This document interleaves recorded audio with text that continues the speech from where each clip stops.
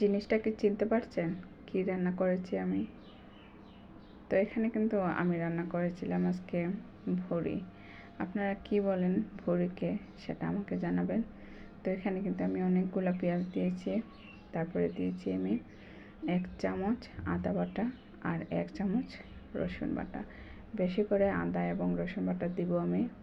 তারপরে এখানে পেঁয়াজটাকে আমি ভেজে নিব। ভাজার পরে এখানে আমার বাকি মশলাগুলো অ্যাড করছি। এখানে দিয়েছি আমি লবণ,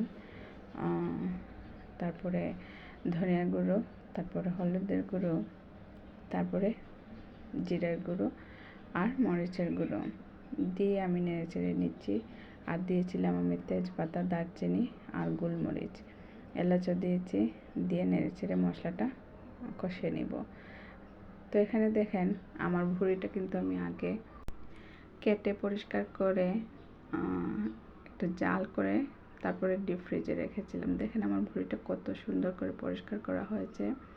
আমি 2-3 স্লাইস লেবুও কিন্তু দিয়েছিলাম একসাথে দিয়ে, তারপরে ডিপ ফ্রিজে রেখে দিয়েছিলাম।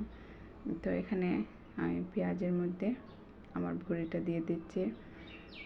ভুড়িটা যেহেতু আমার আগে একটু জাল করা আছে, সেহেতু এখানে কিন্তু এত সময় লাগবে না আমার ভুড়িটা রান্না করতে।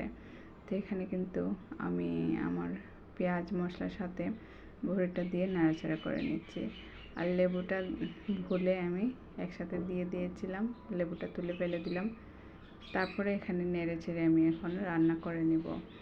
এখানে অ্যাড করেছি আমি কতগুলা কাঁচামরিচ। কাঁচামরিচও কিন্তু আলাদা একটা ফ্লেভার থাকে, সেই ফ্লেভার কিন্তু তরকারিতে আসলে ভালোই লাগে। তো দেখেন আমি কিন্তু রান্না করে নিচ্ছি। আমি এখানে পানি অ্যাড করি নাই, কারণ ফ্রিজে থাকার কারণে এটাতে কিন্তু অলরেডি পানি ঢুকে গেছে।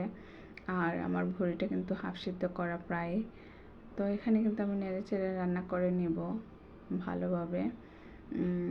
অল্প আঁচে আমি রান্না করছি, কিন্তু একবার ঢেকেও দিয়েছিলাম মাঝখানে। তো লাস্ট পর্যায়ে কিন্তু আমি এখানে আমার ভাজা জিরার গুঁড়োটা এখানে অ্যাড করব, করে তারপর নেড়েচেড়ে নামিয়ে নিব। তো কেমন লাগলো আমার ভুড়িটা রান্না করা আপনাদের কাছে অবশ্যই বলবেন। আমার কিন্তু ভুড়ি খেতে খুবই পছন্দ, আমার হাজব্যান্ডও অনেক পছন্দ করে। এবার এদের ভুড়িটা কিন্তু আমি নিজেই পরিষ্কার করে রেডি করে তারপরে ফ্রিজ করেছি। তো ধন্যবাদ সবাইকে এতক্ষণ আমার ভিডিওটি দেখার জন্য। অবশ্যই পাশে থাকবেন, লাইক এবং কমেন্ট করবেন। আপনাদের ভালোবাসা কিন্তু আমাকে এগিয়ে নিয়ে যাবে। ধন্যবাদ সবাইকে। আসসালামু আলাইকুম।